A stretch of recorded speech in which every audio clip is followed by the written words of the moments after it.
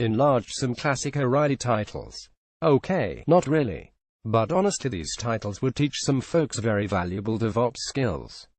Author and longtime friend of Ars Technica Rob Reed recently had the opportunity to interview legendary publisher Tim O'Reilly about O'Reilly's new future-focused non-fiction book.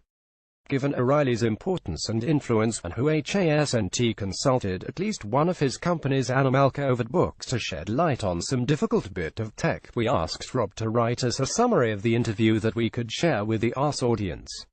The full interview is embedded in this piece. It's almost impossible to overstate the influence Tim O'Reilly has had on tech over his career's long span. But I'll try. First, HES, the preeminent publisher in a modern field that inhales books despite their ancient form as software developers, IT folks, and others constantly raced to keep up with the languages and skill sets of the fields. He also launched the first commercial website long before Netscape or Yahoo even incorporated, prefiguring another huge trend. AOL bought that site, then immediately screwed it up. Convinced the web would be hot, his company convened the summit at which Mark Andreessen and Tim Berners-Lee first met. He later hosted the conclave whereat open source software was quite literally named, and the open source movement's precepts were enunciated. Though he didn't coin the term, Tim basically named the Web 2.0 era, and also defined it with a wildly influential article and conference series. He later published the magazine which gave us both the word maker and the Maker Faire, and the magazine still sits at the heart of the maker movement. Having failed to overstate Tim's significance, he'll now tell you about his new book, WTF, which comes out today. As we all know, this stands for What's the Future? As Tim points, WTF can be a cry of either dismay or amazement. An optimist by nature, HES trying not just toward the latter, despite the overwhelming 2017-ness of things. I recently caught up with Tim for a wide-ranging discussion of his book, The Future, his personal history, and the true meaning of WTF. Our interview is the latest episode of the After On podcast. You can listen via your podcasting app. Just hit search and type in After On, or by clicking right here. Picture the future. I'm not a book reviewer, and this is not a review, though I will say that for me, Tim's book is a feast. Part memoir and part forward-leaning manifesto, it's full of contrarian insights and fresh lenses for framing tech's ever-baffling trajectory. All is backed up with data, facts, and first-hand reports from Tim's decades on the front lines. And it's steeped in a level-headed positivity that elegantly rebuts the sudden knee-jerk pessimism of a community which, let's face it, has it pretty good, compared to most humans across history. An example, though I admire the man, Jaron Lanier once wrecked my day by eloquently observing at the height of its power, the photography company Kodak employed more than 140,000 people and was worth $28 billion. They even invented the first digital camera. But today Kodak is bankrupt, and the new face of digital photography has become Instagram. When Instagram was sold to Facebook for $1 billion in 2012, it employed only 13 people. In our interview and also in his book, Tim quashes this perspective, which he gently labels impossibly wrong.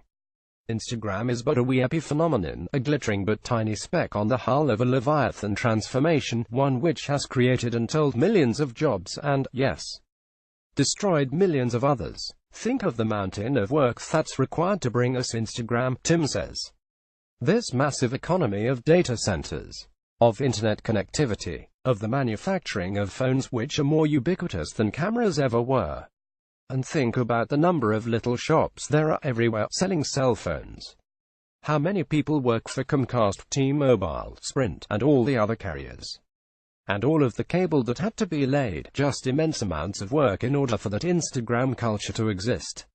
Humans as technology's gut bacteria, this ISNT to say Tim lacks empathy for the dislocated. Indeed, he brims with it, and is flat-out denunciatory when discussing modern inequities. He likens emergent aspects of our world to algorithms pursuing master fitness functions. Much as Google is geared to maximize ad revenue, the markets drive companies to maximize profits at the cost of all other goals and values. He goes so far as to liken the financial markets to a rogue AI. All of this notwithstanding, Tim remains highly invested in the free market system. He's an entrepreneur with 400 mouths to feed at O'Reilly Media, after all, a trick he manages quite well. Tim talks deeply about platforms in our interview and what he calls thick marketplaces. He extends this definition beyond literal markets like eBay to more figurative ones, like the Microsoft ecosystem of the 90s. Those who desecrate the marketplaces by devouring participants they should empower. Again, think Microsoft in the 90s, or more recently, Twitter, do so at great ultimate cost to themselves.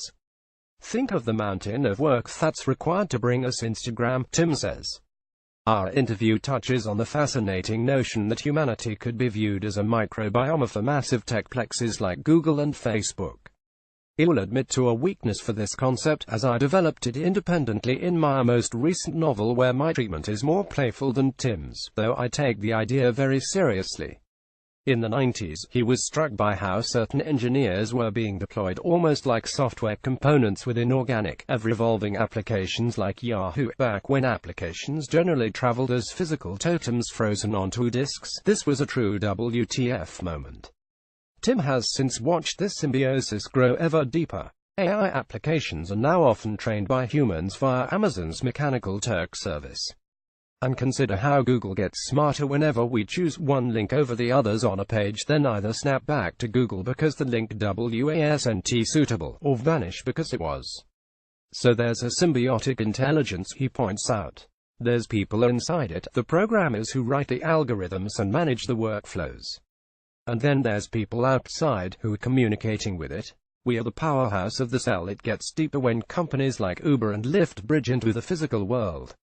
At Lyft headquarters, you might view software components as being like workers in a factory, with programmers for managers.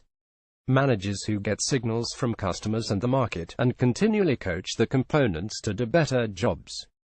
The components themselves manage another level of worker, the drivers, who are actually augmented workers, their capabilities heightened by digital tools like mapping services. Tim calls these sorts of companies compound organisms, or even compound beings.